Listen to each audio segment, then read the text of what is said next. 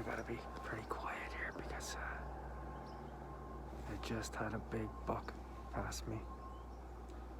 He came across the top of the hill. I watched him tend to scrape on the top of the hill, and then he came around the corner of the hill. He messed with another scrape there. He came down the ridge of the hill, and he came into about 45 yards of me. But when he was coming across the field, he was always facing right towards me. Then when he came into the woods and gave me a broadside shot, he was at 40 yards, but he was always in brush. I couldn't get a clear shot. Oh, he was a dandy. He was a big 8-point. I think I got some video of him across the field. When he first came around the corner of the field. Oh, he was a brute. I could see his breath and everything. He was kicking, you could see the dirt he was kicking up off the ground. He didn't come to check my scrape. He came in on my wrong side.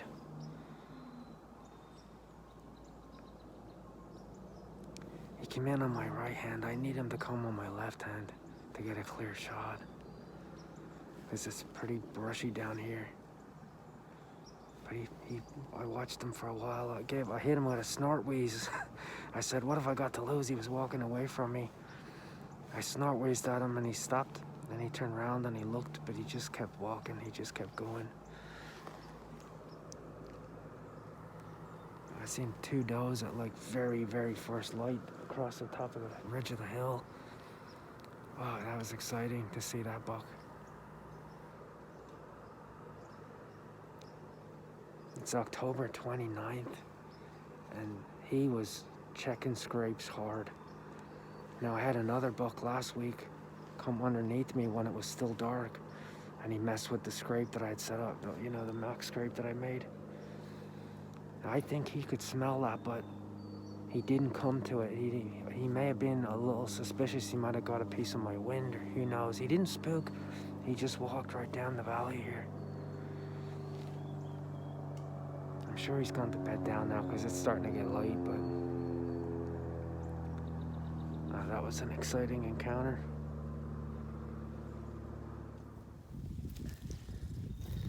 This is the scrape where I first seen that big buck this morning. There's one right here. You can see that he was really digging at this. I could see him throwing the dirt 10 or 15 feet out behind him. Actually, I seen the dirt, then I seen his head. Then he came this way. You see his footprint right here.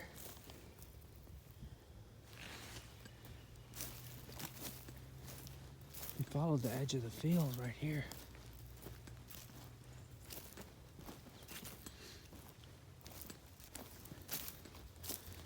This is about where I caught video of him this morning. There's quite a few scrapes around here now. There's another one here, right here. This one is dried in the sun already. You have the licking branch. But you can see where he was pawing at this one too. Get out of my shadow there. You can see his hoof marks in here. And my stand is right there. So here he's about 60 yards. But what he did was, instead of coming down the edge this way and going this way, he came across the field edge this way. And then he came into this junk here below me. I'm gonna say he was probably, he went towards me diagonally in the field about 45 yards. And then when he came into the woods, he was 40 to 35 yards. I could not get a shot at him. He came in on this side and there's limbs hanging in front of me on this side. Oh, that's a hard pill to swallow. Well, the sun is up now. It's a little warmer than it was this morning. It was pretty cold. It was cold enough that my tree stand was frozen.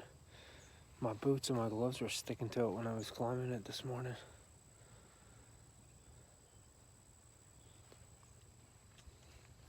Down in this valley here is where that big buck went into this morning.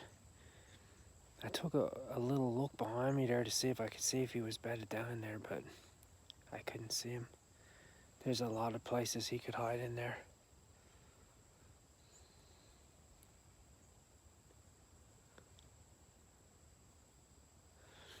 That's definitely a missed opportunity there.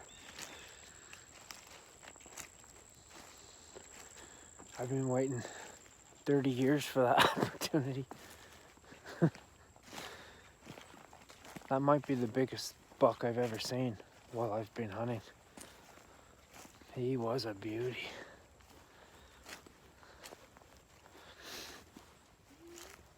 Yeah, he was a beauty. I took a little bit of a walk in behind my stand, and I found another smaller scrape in there along the creek. There's a creek that runs down behind me. There's also another one up by my other stand up on the hill here. And then there's another one down there on the edge of the field. And there's two of them right here on the point that I just showed you. So there's definitely bucks cruising this area. It just wasn't lucky enough. If he'd have been 10 yards closer to me, I might have got a shot. Even if he walked in behind me, I'd have probably got a shot at him. I'm not going to take a risky shot, like through brush at a deer like that. That'd have been a Hail Mary shot. I mean, you possibly could have made it, but it's not worth that risk, not on a big animal like that.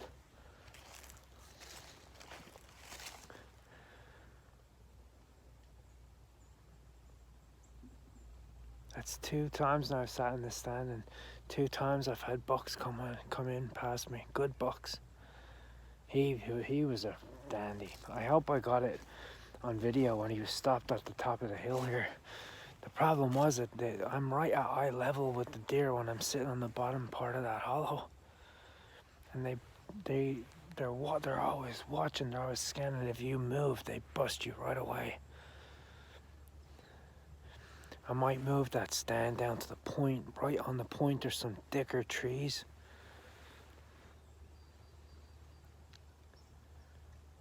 It's always a matter of, where's the deer gonna go? I could have a stand down there and they'll come this way, and I have a stand down here and they'll go that way. For archery hunting, for people who don't archery hunt, archery hunting is a game of yards. It is a game of yards. 5 yards can make the difference between getting a shot and not getting a shot. And you can wait a long time. You can sit a long time on a stand just to get a look at a buck like that in daylight. So I was lucky this morning to have seen him. He was a beauty. I hope I got him on video. I think I did. I was trying to video the holding the camera. I don't have a mount in that stand. It's a really small stand and the tree is really small. I don't have any accessories on the tree. Just the hook from my bow, that's it. My camera mount is on my other stand.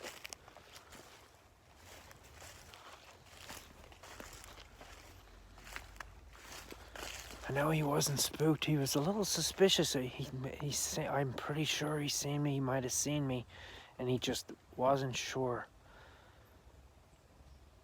And bucks like that don't get big for being stupid and making stupid mistakes, but this is the time of year they start to make stupid mistakes.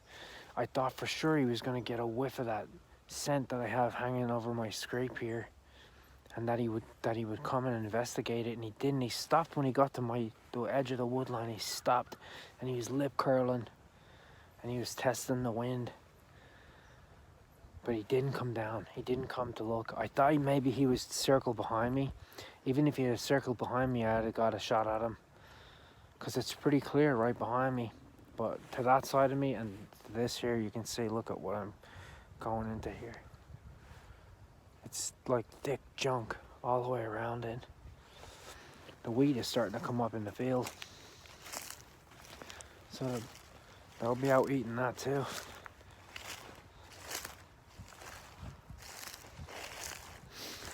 Well, that was quite the experience to have a buck like that, but that close to you.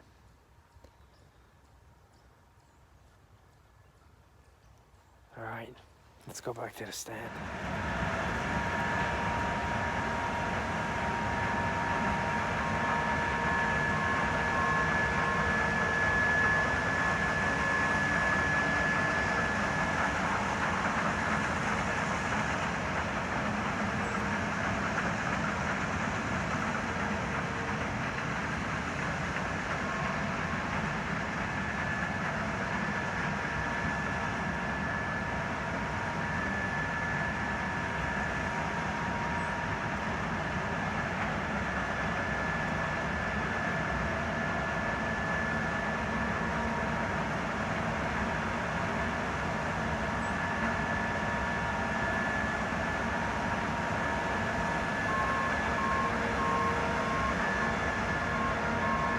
It's a monster. Look at the dust coming out.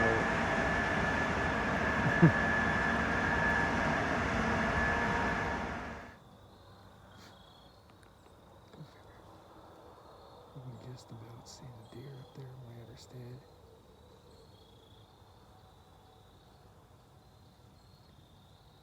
They came past me, but they were too far. And they walked right in front of my other stand. There's 4 does up there. You can just see her standing in the clearing. There they go.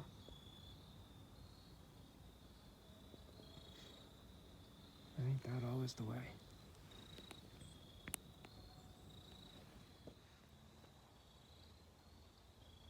Well, I have come to the conclusion that I need to move this stand because my wind direction is perfect this way. I just had 4 does pass in front of me, and that lead doe spotted me in the tree. So they're silhouetting me in the tree. I need to move to a tree that's got more cover, especially now that there's no leaves. Yeah, they're not winding me, they're freaking picking me right out. So I gotta move it somewhere. This is a good spot, but this tree is not a good tree.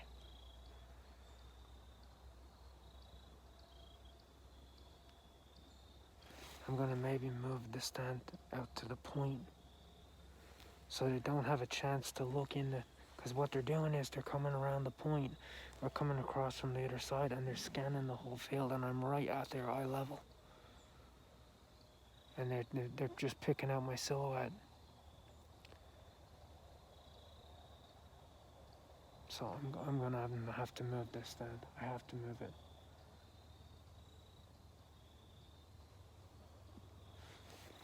This deer came across in front of me at about 55, 60 yards, a little bit too far to shoot.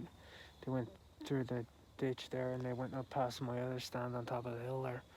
They were feeding around, and they cut the soybean up there today. And they were feeding around on the cut soybean there. And they walked on down into the valley, so. But my big buck buddy, he didn't come back. I waited here, I sat here all day. It's almost dark, not too far off dark.